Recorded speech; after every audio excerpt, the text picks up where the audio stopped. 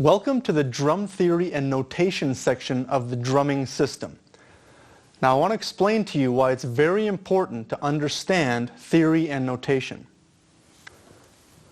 The importance of learning theory and notation is so we can understand what we're doing on this instrument, because basically we're learning a new language, the language of music. The nice thing about the language of music is it's universal, meaning anywhere you go in the world, it's the same. Music notation is notated identically no matter where you go. Now at first, when I first started playing, I really had no desire to learn how to read music. I just wanted to smash and bash and play tunes and have some fun. And I thought to myself, maybe I'm just going to learn by ear. And I hear a lot of drummers saying, well, I just like to learn by ear. What I find later on is a lot of these drummers who say they want to learn by ear decide to get some drum lessons 20 or 30 years later because there was some limitations in their playing. Or maybe they learned a bunch of really cool tunes and a bunch of really cool beats just by, relating what they heard off of an album or off of a music video or something like that, took it to the drum kit and were able to play it. The nice thing is, if you could actually figure out what you were playing and know what you were playing, it's just going to make you that much of a better, well-rounded musician. Now basically, what I want to start talking about is the different ways of counting note values, where the drums lie on the staff being the lines and the spaces. When you see music, you see 5 lines and 4 spaces. That's called the staff. We're going to talk about rests. We're going to talk about different types of notes, all types of different theory ideas. Once you have a good understanding of notes, rests, and various theory, you're going to be amazed at how you're going to look at a drum exercise and go, wow, this totally makes sense now. I find that I trick a lot of my students into learning how to read drum music. They don't even realize they're doing it, but they are. So in a sense, you start learning that new language. And basically, you're relating what you see on a piece of paper to your mind, to your hands, to the drum set. It's not as hard and it's not as scary as some people make it out to be. When I first started learning theory, I was paranoid. I thought, I'll never ever learn this. The first thing is you have to talk yourself into it. Now, for the first couple of years of my playing, I could read some basic drum music. And I mean really basic, like 8th notes and 16th notes and quarter notes, half notes, whole notes. That's kind of what I basically thought all I'd need to get through an entire career of playing the drums. When I applied for a music college a couple of years after my playing started, the first thing they said is, how's your theory? I'm like, well, good, I guess. I know the note values. And, well, I know some of the note values. I don't know if I know them all, but I know some of them. And the teacher put down a piece of music in front of me and said, play this. And I looked at it, and it was a complete different language than what I was used to. So the teacher noticed that I really couldn't read music and I really had no understanding of music whatsoever because I hadn't taken theory in depth as far as my learning went. He suggested that I signed up for some piano lessons or some actual theory lessons. Now I questioned him. I said, why would I take piano lessons when I want to learn the drums? He says, because piano lessons are really going to help you learn how to read and understand the language of music. He says, it doesn't matter if you're playing piano or drums, a 16th note is a 16th note, an 8th note's an 8th note. It's just the difference is what we actually hit or strike. Now one of the piano teachers that I took lessons with was a great piano player from Edmonton named Charlie Austin. And the cool thing was he was a bit of a drummer too. And he explained to me that the piano is a percussive instrument. I kind of looked at him, I said, how is the piano a percussive instrument? He says, well, there's these little bars and little beaters that strike strings when you actually press down on a key. He said, not much different than hitting a drum. So we built a pretty cool relationship just off the fact that he was actually a drummer and he put it into perspective that way. Taught me all kinds of cool things, ways to actually understand how to count without actually counting, learning how to feel 16th notes, 32nd notes, 16th note triplets, and so on and so on. This made my life so much easier because I could come to the drum set, I could look at a piece of music and go, okay, I understand what that means now. I could get the idea in my head and I could play it. So it was not like I had to read every single thing that I was playing. It was more like translating that into my hands from the paper. So once I had that, I realized that now I was a better reader. Now reading is something you have to do a lot every single day, because the more you do it, the better you get at it. It's just like practicing. The more you practice the single stroke roll, the better you're going to get at the single stroke roll, and so on and so on. Some of the gigs that I was getting offered were actually reading gigs. The fact that I could read better got me these gigs. Some studio sessions, radio jingles, Broadway type of shows were all reading gigs. And I thought to myself, well, now I have a new tool in my toolbox. I understand music, I understand how to read, I understand what notation is, so I could pretty much go anywhere in the world now and learn how to play what is on the piece of paper, maybe something I've never seen before, maybe a song I've never heard before. So, let's begin by taking a look at the basics of drum theory and notation.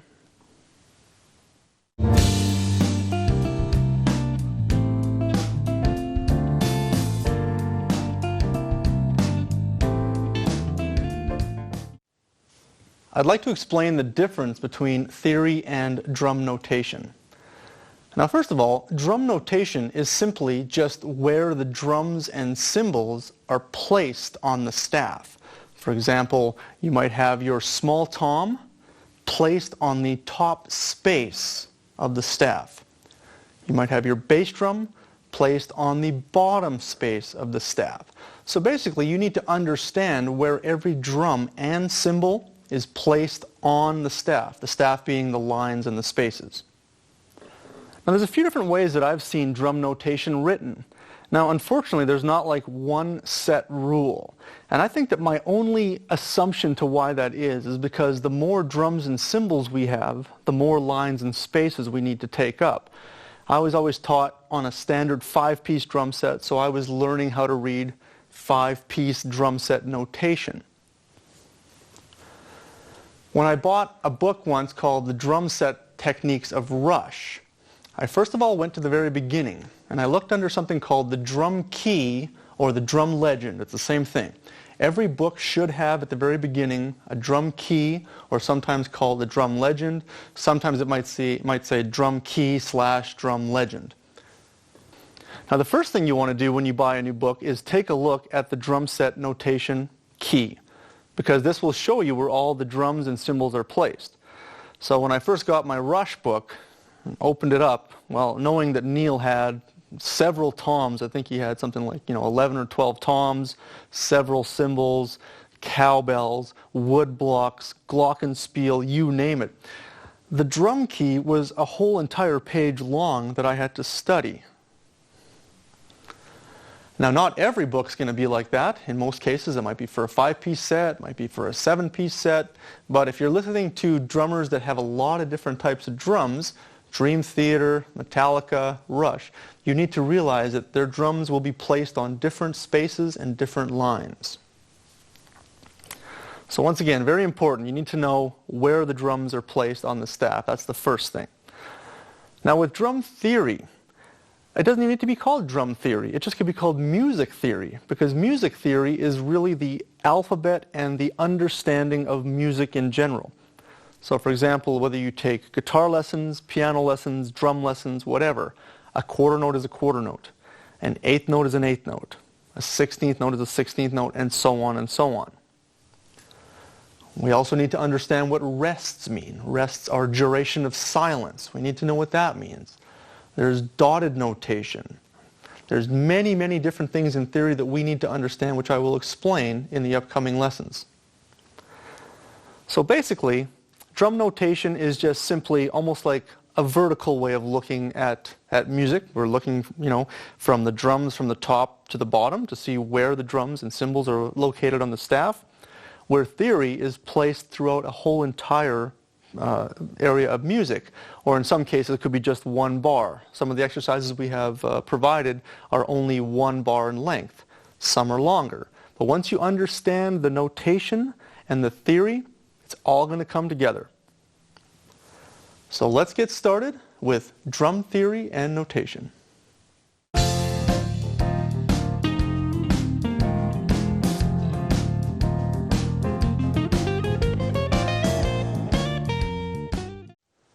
let's get started with the basic quarter note. Now, the quarter note is basically the pulse of most types of music. When you look at a measure of music, and what a measure of music is we talked about the staff being the lines and the spaces. When you put a line or a bar at the end of each one of those ends of the staff, we now have a measure of music. This is where the music is written within. So basically, if we're going to play 4 quarter notes in one measure of music, you're going to count just like as if you had 4 quarters in a dollar. It's just that simple to remember, okay? And each quarter note is going to be counted by the number that it's played on. Something like 1, 2, 3, 4. Then we repeat back to the top and keep on repeating from that point. 1, 2, 3, 4. 1, 2, 3, 4. 1, 2, 3, 4. Now this is great because this is actually 4/4 time signature, also known as common time. Now the quarter note is very important. Although it may seem simple, which is a good thing, it's very important because this is the foundation and the pulse to most types of music. Also, when we build on the quarter note and talk about some other note values, like eighth notes, sixteenths, and triplets, etc., the quarter note lives within all of those note values. So you already may be familiar with the quarter note, even though you've never had a music lesson in your life. Maybe you've gone to a concert or listened to some music in your car at home. Maybe you've tapped your foot along to the song or tapped your knee with your hand. This is basically the pulse that the band is playing to, which is the quarter note. And one thing you'll notice throughout the exercises is that you're going to hear a quarter note metronome click being played throughout the exercises. Now, whether I'm playing difficult or simple, such as 32nd notes or eighth notes or whatever it is, there's always that common quarter note being played underneath, which is the lying pulse or the lying under rhythm of our foundation of rhythm. So turn with me to the basic quarter note exercise, and let's get started with basic quarter notes.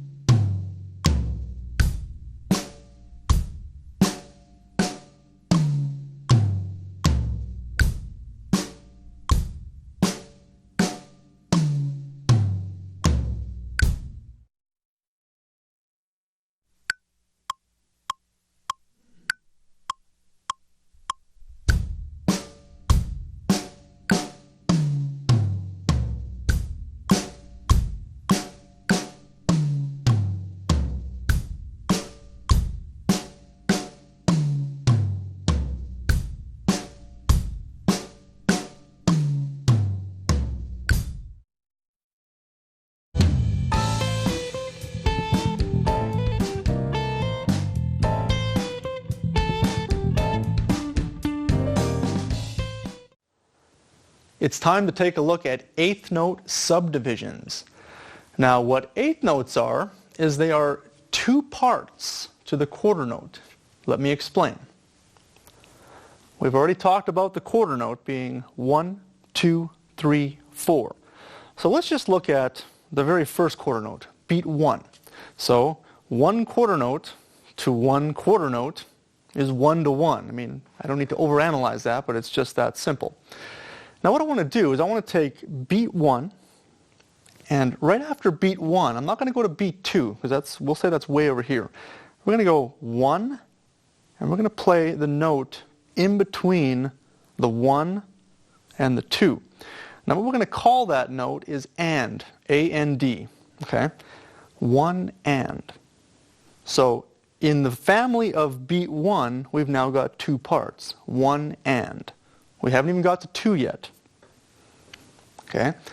So if we go to beat 2, 1 and 2, you can see that in between beats 1 and 2, we have the word and. So your eighth note subdivision is the and, which is going to be played between every single quarter note. So the whole entire count of eighth notes in 4/4 time would be 1 and 2 and 3 and 4 and. So you can see how I still have my 4 quarter notes, but I added the word and, or the eighth note, after each quarter note. So practice that for a while. That's a big one. You have to get used to playing 1 and 2 and 3 and 4 and. And if you can count it, the better you can count it, the better you're going to play it. Now if we do things like combining the quarter note with some eighth notes, it's very important that you try to get that eighth note pulse in your head. Now we already have the quarter note pulse in our head, but what I see a lot of drummers do, let's say for example I had the rhythm 1, 2, so I had 2 quarter notes, and then I had 4 eighth notes at the end on 3 and 4 and. This is an example. Now the pulse that you would want to play on this rhythm would be 1 and 2 and 3 and 4 and 1 and 2 and 3 and 4 and. What I see a lot of drummers doing is they're almost in a hurry to get to those eighth notes, and they go 1, 2, 3 and 4 and 1, 2, 3 and 4 and. So you can see we've completely lost the pulse. So very important, when you're counting eighth notes, you must know where that quarter note is. 1 and 2 and 3 and 4 and 1 and 2 and 3 and 4 and. Very important to keep that in mind. So let's take a look at the page on eighth note subdivisions.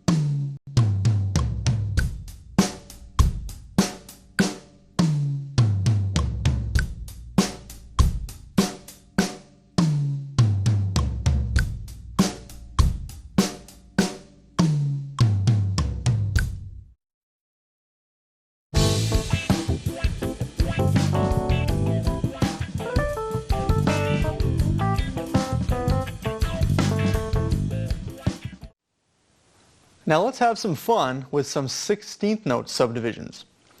Now what 16th notes are, in technical terms, is in one measure of music you have 16 16th notes. Seems like a lot of notes. Well, it is. It's 16. But we're not going to count all the way to 16. Whenever I teach my students this, I always say, try counting to 16 as fast as you can without stopping. And in most cases, most of them don't get through. 1, 2, 3, 4, 5, 6, 7, 8, 9, 10, 11, 12, 13, 14, 15, 16. It's very challenging to do that. It's a bit of a tongue twister. I've actually practiced that, and that's as fast as I can do it. It doesn't make any sense to do it that way. So what we're going to do is we're going to take the quarter note and break it into 4 parts. Okay? Now if you remember, 4 quarter notes to a bar of 4/4 music. If we take the quarter note, and there's 4 of them, and we have 4 parts per quarter note, 4 times 4, 16. Simple math is really all it is. But what we need to do is we need to learn how to count 16th notes so that we can play them fast. Remember, once you learn how to count, you won't be counting them later on. It'll just be a feel thing. It'll be a part of your vocabulary on the drum set. So let's begin with showing you how to count 16th notes.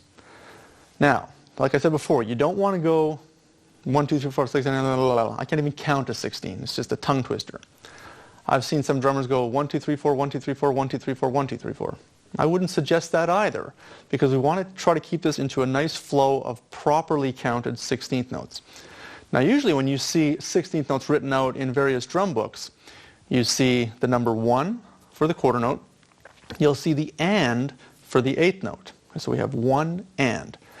What we're going to do is we're going to put a note right after the 1 before the and then one more note after the and. So in this case, we now have 4 notes. So we need a name for those notes.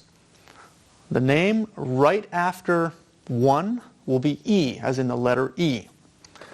Now in some books you'll see after the note and, you'll see the letter A. So sometimes drummers get into the habit of counting 1E and A, 2E and A, 3E and A, 4E and A.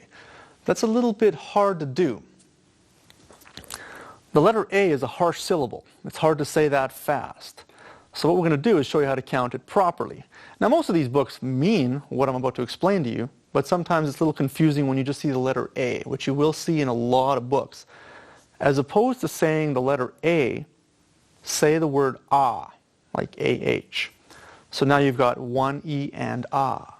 It's a much softer syllable at the end, which will be quicker to learn and much easier to say fast. So let's just try the first 4 16th notes. 1E and a. 1E and a. 1E and a. Here's my quarter note. 1E and a. Okay? Here's my 8th note. 1E and a. Make sense? 1E and a. All 4 16ths. 1E and a. Now let's try counting the whole entire bar or measure of 4/4 with 16th notes. 1E and 2E and 3E and 4E and 1E and 2E and 3E and 4E and. Now if I go faster, it sounds like this. 1E and 2E and 3E and 4E and 1E and 2E and 3E and 4E and. Let's see you try counting to 16 that fast. I can't do it. It's very, very difficult. So you can see why we have this type of counting system for 16th notes.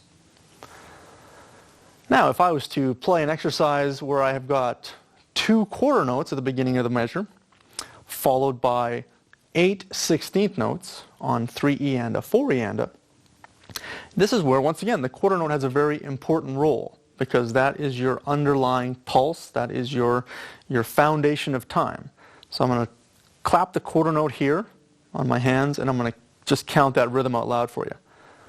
1, 2, 3E and a 4E and a 1, 2, 3E and a 4E and a 1, 2, 3E and a 4E and a. This is how it sounds clapped. 1E and a 2E and a 3E and a 4E and a 1E and a 2E and a 3E and a 4E and a 1. Now what I'm actually doing while I'm playing and counting those quarter notes is I'm thinking about the 16th notes that I'm not playing. 1 E and a, 1 E and a. So it's kind of like very soft as I'm playing them inside my head, or I'm not even saying them out loud, I'm just thinking about 1 E and a, 2 E and a, 3 E and a, 4 E and a. This will ensure that I play those 16th notes in perfect time. I see this happen a lot. 1 E and a, 2 E and a, 3 E and a, 4 E and a, 1 E and a, 2 E and a, 3 E and a, 4 E and a, 1 E and a, 2 E and a, 3 E and a, 4 E and a, which is completely out of time, so you don't want to practice that. Make sure everything is in perfect time. If I was to combine quarter notes, eighth notes, and 16th notes, I still generally try to keep that 16th note pulse in my head going the whole time. So let's say that I had 1 quarter note on beat 1, 2 eighth notes on the 2 and, 4 16th notes on beat 3, and 4 more 16th notes on beat 4. That rhythm would sound something like this. I'm just going to clap it before I count it, and then I'm going to count it and play it at the same time.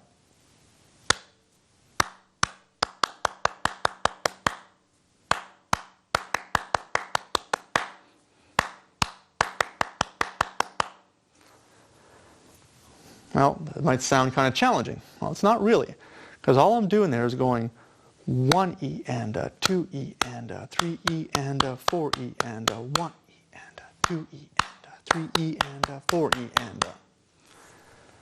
So it's a little bit more challenging than just straight ahead 16th notes, but we want to start creating some new, cooler types of drum fills and different ideas incorporating these different note values. So it's very important to be able to play all those note values at the same time. So turn with me to the page on 16th note subdivisions, and let's get started with these.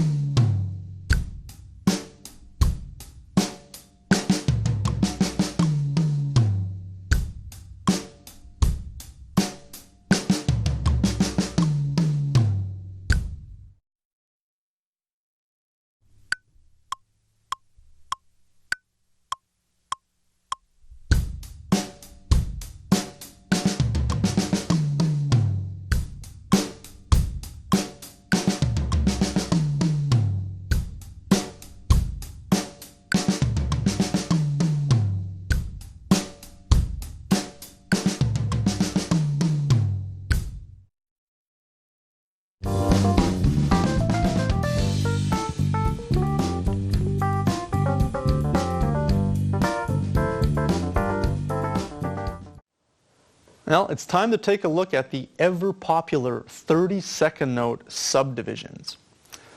Now, some of you might be saying, ever-popular, what are you talking about? I've never even heard of these. Well, for me as a teacher, I get a lot of drummers, young and old, experienced, inexperienced, saying, what the heck are 30-second notes?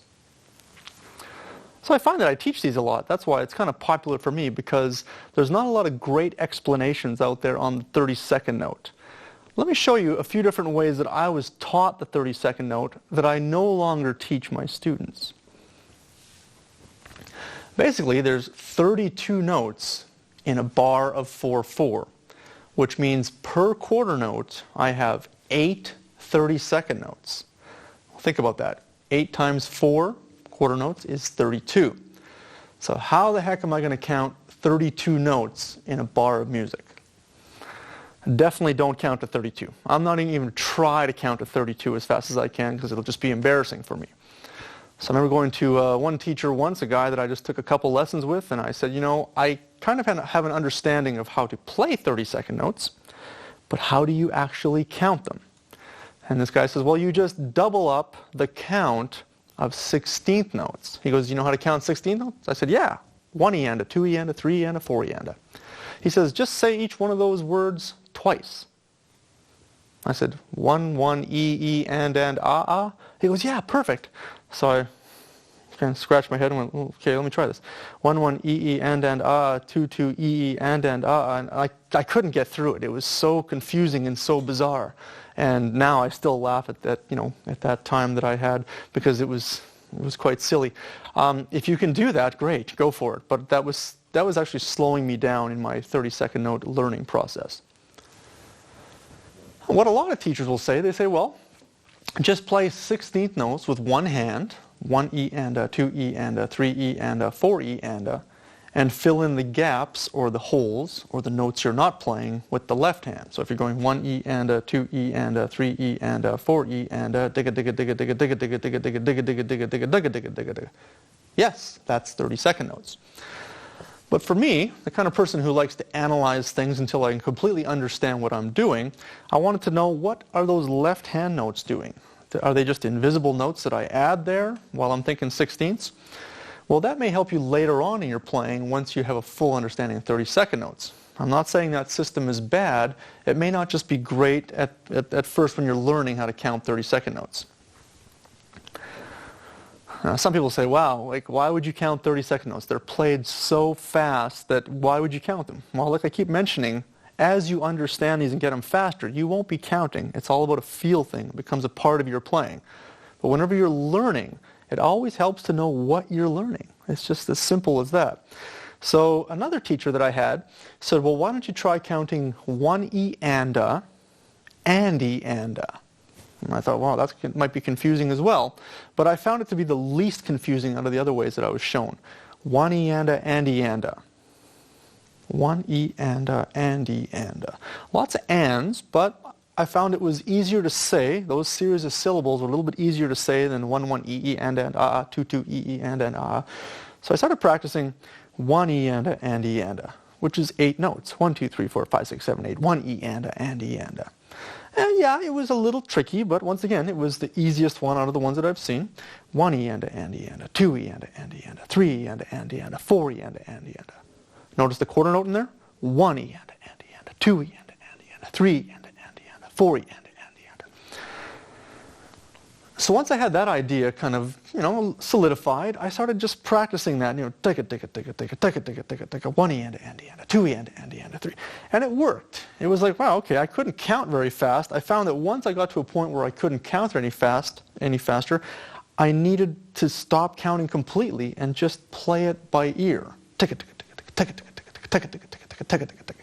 And I'd slow it down to make sure that I was still playing 30-second notes. I didn't want to accidentally skip into some other rhythm that was not 30-second notes. And then I realized that, hey, this is right. I've now got the 30-second note pulse inside of my body. So you'll generally see 30-second notes in drum fills, double bass playing, funk and fusion drumming, progressive rock drumming. You probably won't see 30-second notes in AC/DC tunes or radio pop tunes. You'll also see 30-second notes in rudimentary drumming, orchestral drumming, rolls, etc., etc. So we need to have an understanding of what we're doing, because basically what we're doing is we're doubling the 16th note. If you think about it, 16 times 2 is 32. So another example I'm going to give you here is if I have 2 quarter notes at the very beginning of the bar on beats 1 and 2, and then 8 30-second notes on beat 3, 8 more 30-second notes on beat 4. Now, I have to make sure that I start slow if I'm going to practice this kind of exercise, because those 30-second notes are going to be fast. Remember, a quarter note is 1 to 1. 30-second notes are 8 to 1. So I got to make sure that I can play 8 notes within a quarter note, clean and quick. So I might start with 1, 2, 3, and 4, and 1, 2, 3, and 4, and. Let's see if I can clap this rhythm. This might be kind of fast to clap. I'll see if I can do this. 1, and 2, and 3, and 4, and 1, and 2, and 3, and. A little bit easier to do with 2 drumsticks. So you can see at that tempo, 30-second notes are pretty quick. Now this is not a very fast tempo at all. 1 and 2 and 3 and 4 and. So that might be the extent of where I count or clap these types of rhythms. But the main thing, once again, is that quarter note pulse underneath has to stay consistent so that I can fit those 30-second notes in properly. I would suggest just practicing one exercise over and over and over before moving on to the next one until you really have a good grasp on the 30-second note pulse. There's nothing worse than guessing at what you're playing. You know, you might be doing something that you think is really hip and it's completely weird and out of time. You know, I mean, I've seen guys accidentally play 9 or 10 notes when they're trying to play 30-second notes as opposed to 8 per quarter. And it's cool, but it's incorrect, unfortunately. So you want to make sure that you know what you're doing. So keep in mind, when you're counting 30-second notes, start very, very slow till you get that understanding. Later on, your hands and your mind will just tell you that you're playing it right. So let's turn the page to some 30-second note subdivisions. Let's have some fun with these.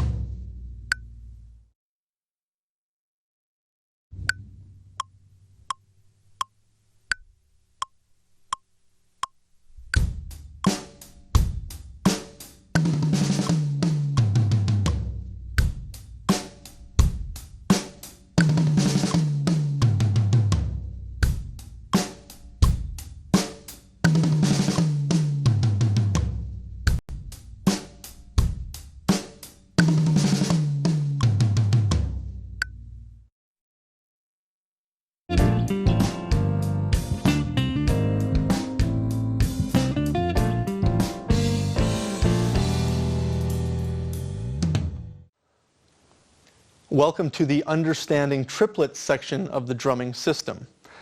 Now, triplets are a little different than some of the note values we've discussed, such as 8th notes, 16th notes, and 32nd notes. The main reason is these notes are based off of 3 and 6 notes. We're going to talk about 8th note triplets, which are 3 notes per quarter. We're going to talk about 16th note triplets, which are 6 notes per quarter. And I also want to introduce you to quarter note triplets, which are 6 notes to the bar of 4/4, which is actually going to create a very basic polyrhythm. So there's a few different ways that we're going to show you how to count triplets. Let's get started with the triplet section.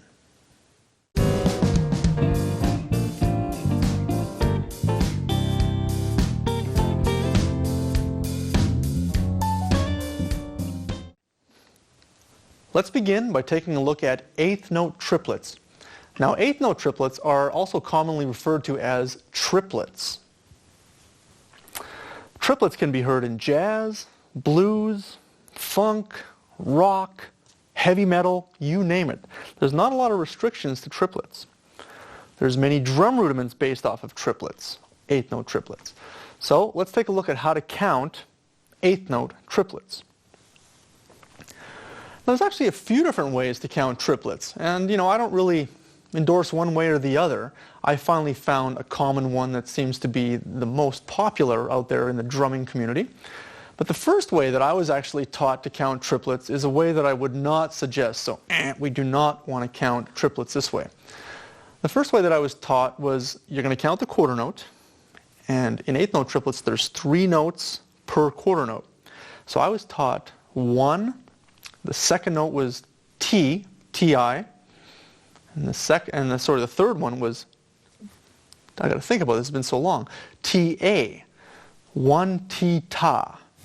Wow, 1 T-ta, 2 T-ta, 3 T-ta, 4 T-ta. Well, it was definitely different than anything else I'd learned, especially with 16th notes or 32nd notes. So I tried practicing that, and the teacher that I had said, if you can say it, you can play it. So I was like 1 T-ta, 2 T-ta, 3 T-ta, 1 T-ta, 2 T-ta. Well, I couldn't say it. So I figured if I can't say it, I'm never going to be able to play it. 1 T-ta, 2 T-ta, 3 T-ta, 4 T-ta, 1 T-ta. So I found that to be a bit of a tongue twister, which was kind of difficult. Now, if you can say it fast and if it works for you, go for it. The next way that I was taught was 1 ta-ta. I thought, okay, well, that's different than 16ths or 8ths or 32nds. 1 ta-ta, 2 ta-ta, 3 ta-ta, 4 ta-ta, 1 ta-ta, 2 ta-ta, 3 ta-ta, 4 ta-ta. Hey, I thought, hey, that works. It's got a flow. It's easy to say. But I remember once when I was doing some snare drum reading, there was a whole bunch of different rests within the triplets. And I kept making some mistakes. This was back in college. And the teacher said to me, he goes, hey, just take out the second triplet. And I'm like, the second ta or the first ta? So all of a sudden there was some confusion because 2 notes had the same name. And I went, uh-oh, I better relearn how to count triplets because I've now got 2 different notes with the exact same name. So, if I said to you, okay, I want you to play 1 ta-ta, 2 ta-ta, 3 ta-ta, 4 ta-ta, but I want you to put a rest on the first ta of 1, the second ta of 2, the first ta of 3, and the last 2 tas of 4.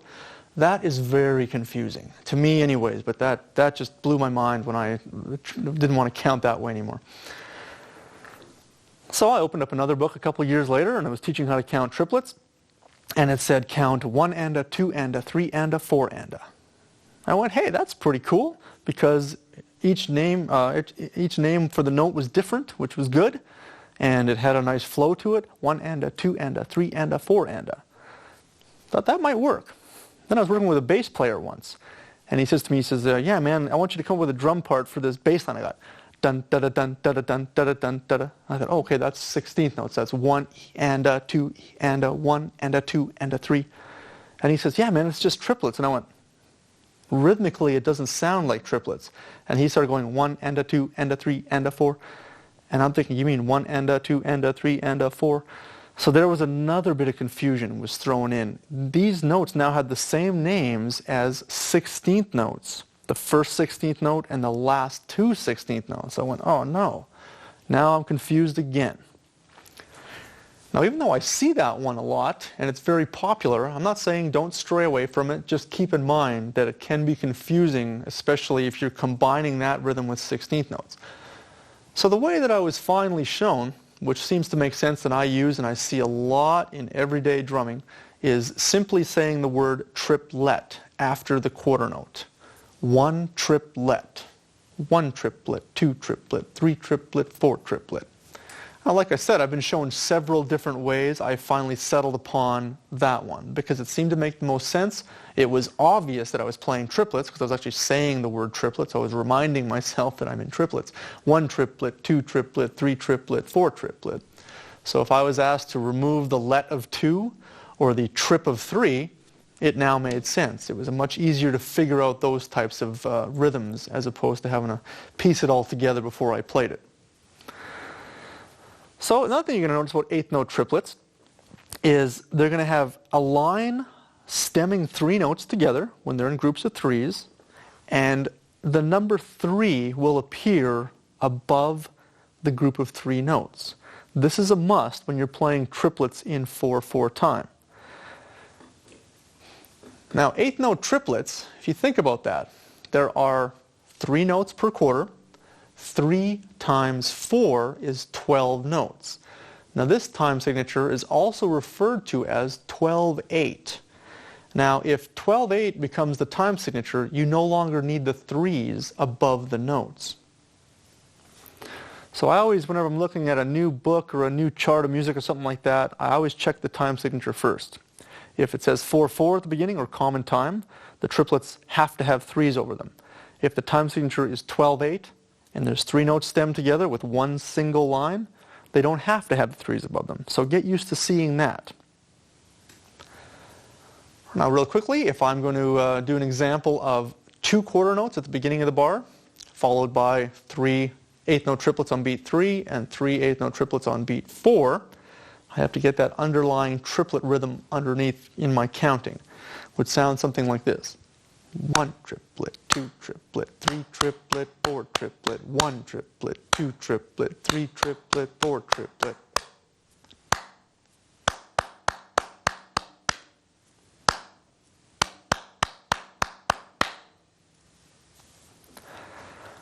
So it's time to take a look at some of the exercises with eighth note triplet subdivisions.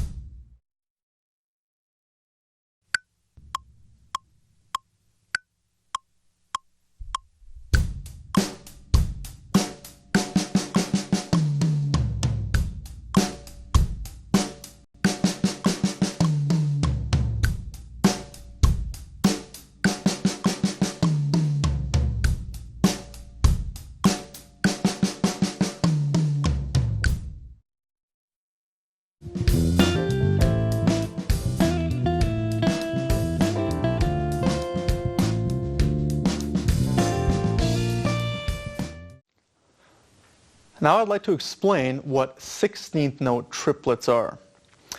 16th note triplets are a very fun rhythm to learn and to play around the drum set. You're going to hear them in fills, double bass drumming, rudimental drumming, classical, orchestral drumming, and so on and so on. 16th note triplets are 6 notes per quarter note. So there's more notes than 16th notes. 16th notes had 4, and 32nd notes had 8. So we've just met halfway in between. Now we're going to play 6 notes per quarter note. The best way to count 16th note triplets is to go 1 triplet and triplet.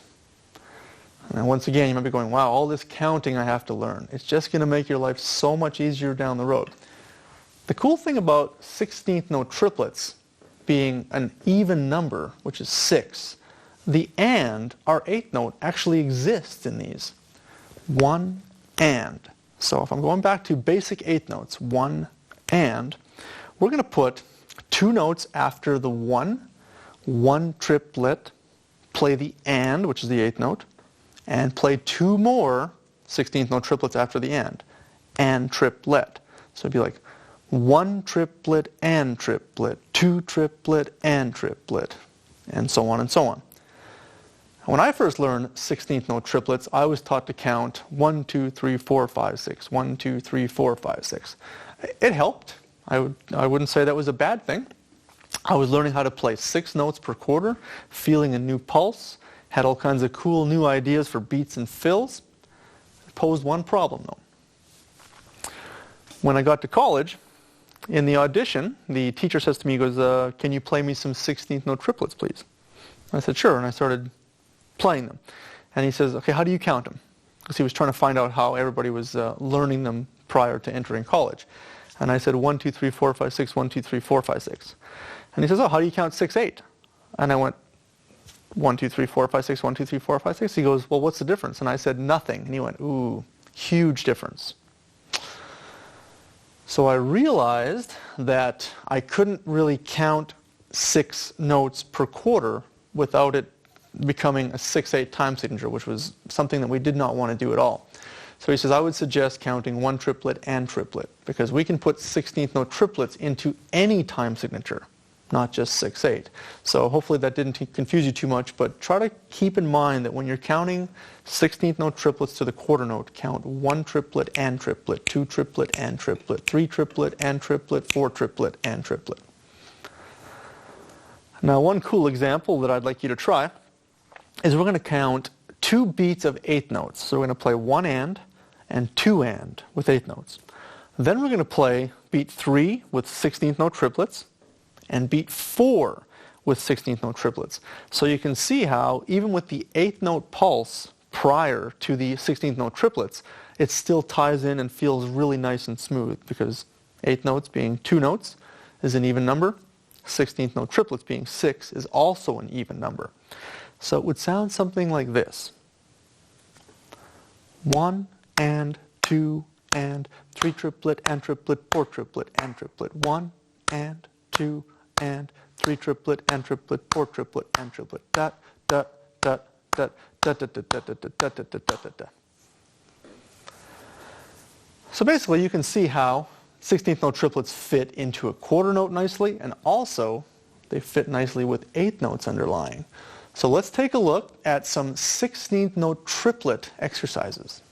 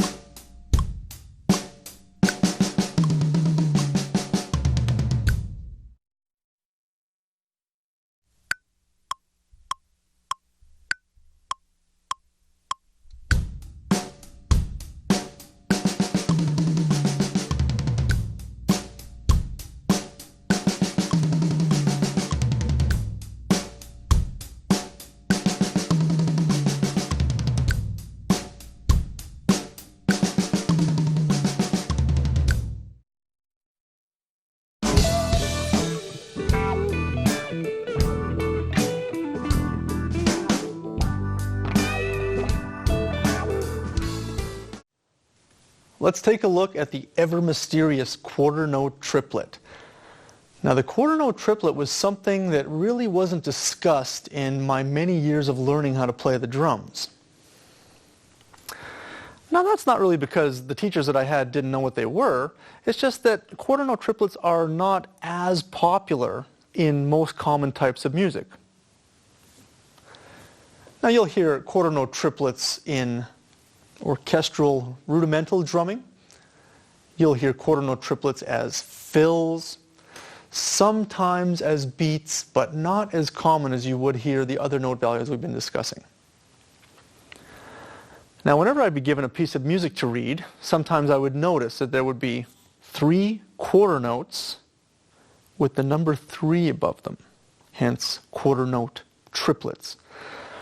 I had no idea what this meant, and even after many years of playing drums, like 5 or 6 years later, I'd see a piece of music and I'd be reading and I'd be looking at it and I see this figure coming up, this rhythmical figure coming up, and I'm going, I don't know what this is, and I'm just going to play through it because I don't want to play this wrong.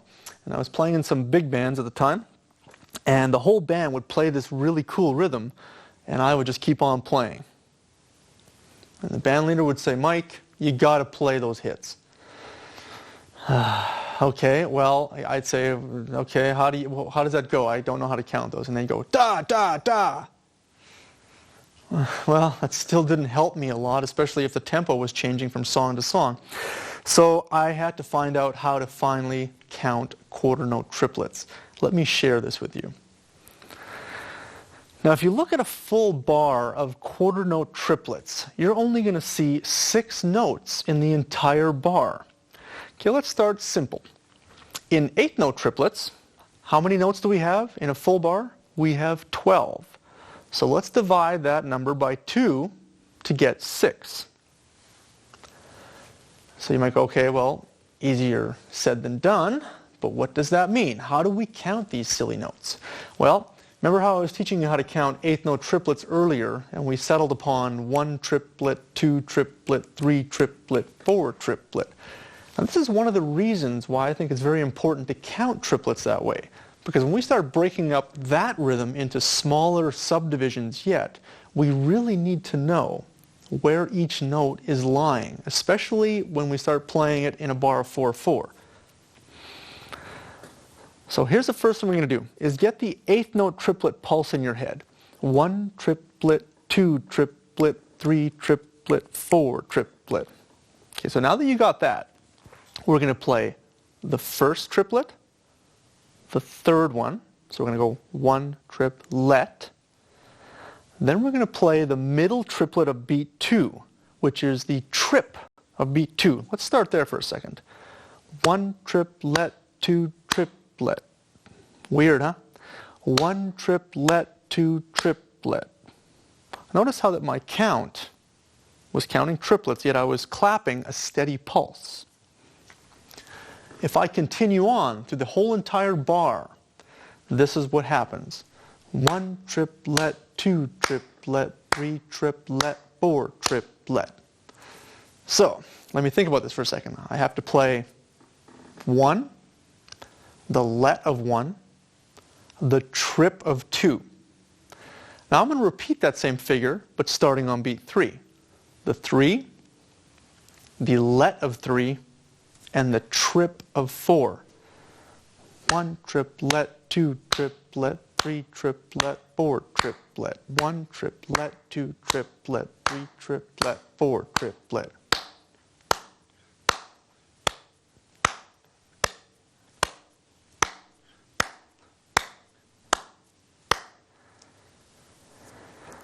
So this might be kind of weird.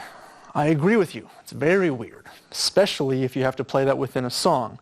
But once you get this idea happening, I guarantee you're going to start using this because it's not as common and not as popular. So maybe with the music you're playing, with the bands you're playing with, maybe you could start adding some quarter note triplet fills, doing some cymbal patterns where you're playing quarter note triplet. We've got some exercises throughout the books where I play quarter note triplets on the cymbal while maintaining a steady pulse on 2 and 4. It's a very different and a very cool type of sound. Now, if I was to play the first 2 beats, beats 1 and 2, with quarter note triplets, we have 1 triplet, 2 triplet, and the last 2 beats, beats 3 and 4, with eighth note triplets, 3 triplet, 4 triplet, the rhythm would sound something like this. 1 triplet, 2 triplet, 3 triplet, 4 triplet, 1 triplet, 2 triplet, 3 triplet, 4 triplet, 1 triplet, 2 triplet, 3 triplet, 4 triplet, 1 triplet.